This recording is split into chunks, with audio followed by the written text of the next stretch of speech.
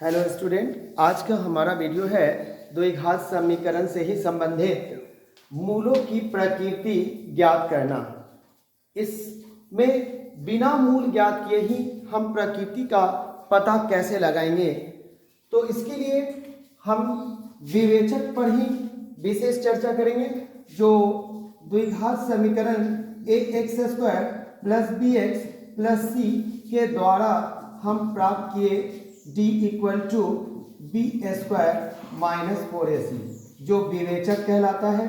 यही विवेचक मूलों की प्रकृति को बतलाता है। जब d का मान अर्थात डिस्क्रिमिनेंट 0 से बड़ा होगा, ऐसी कंडीशन में मूल वास्तविक और असमान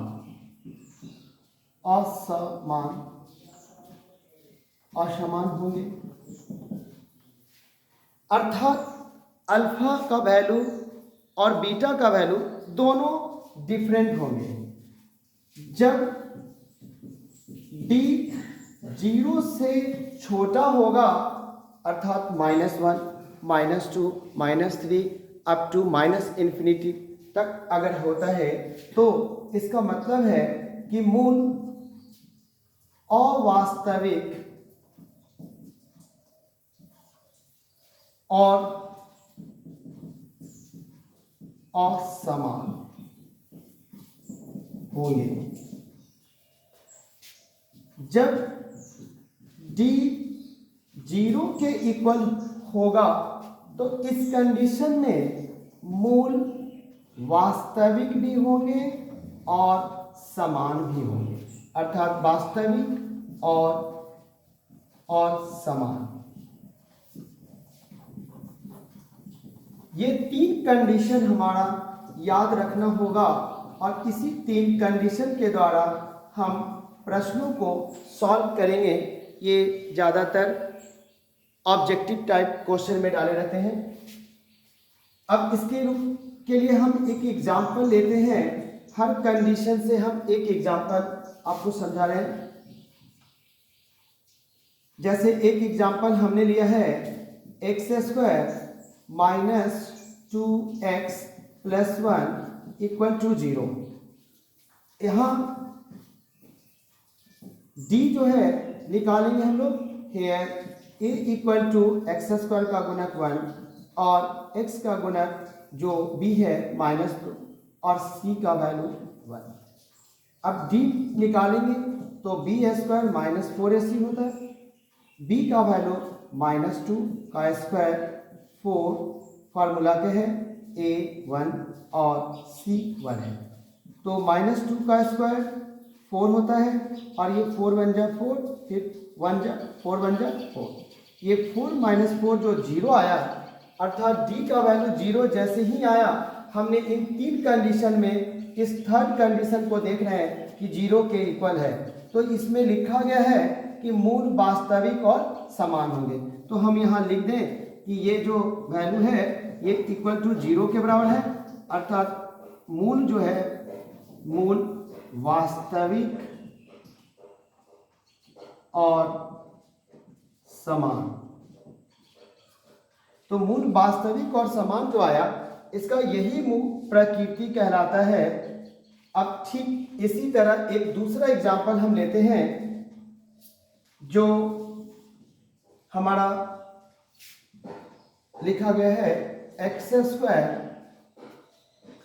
प्लस 2x और plus 4 equal to 0।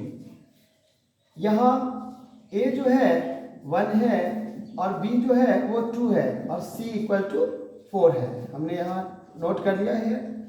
d equal to लिखा b² माइनस 4ac। b का वैल्यू 2 का स्क्वायर और 4 इंटू 1, a का वैल्यू 1, c का वैल्यू 4 और ये 4 बन जा 4 और -4 4 जा 16, 16 1 जा 16। ये वैल्यू -12 के बराबर हुआ, जो कि 0 से छोटा है। अर्थात 0 से छोटा आया, तो इसका मतलब मूल ये अवास्तविक होंगे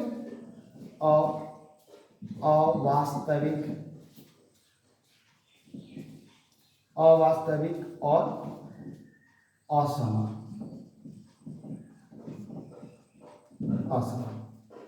ठीक, तीसरी कंडीशन पर आधारित हम एक प्रश्न लेते हैं, जैसा 2x² प्लस x और plus 1 equal to 0।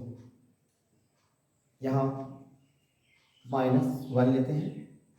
Hair a equal to 2, b equal to 1 और c इक्वल टू -1 है। d इक्वल टू b² और -4ac। ये वैल्यू हमारे पास b का 1 का स्क्वायर और 4ac। ये 1 का स्क्वायर 1 माइनस माइनस प्लस हो जाएगा, 4 2 जा 8 और ये 1 प्लस 8 9 हो गया, जो कि 0 से बड़ा है। अब ऐसी कंडीशन में मूल जो होंगे, मूल वास्तविक और असमान, अर्थात जो वैल्यू अल्फा का होगा वो वैल्यू बीटा का नहीं हो सकता है, अर्थात दोनों वैल्यू डिफरेंट आएंगे ऐसे कंडीशन में। अब ये 3 कंडीशन को हम लोगों को ध्यान रखना है और इसी 3 के आधार पर हमें ऐसे प्रश्नों को सॉल्व कर सकते हैं।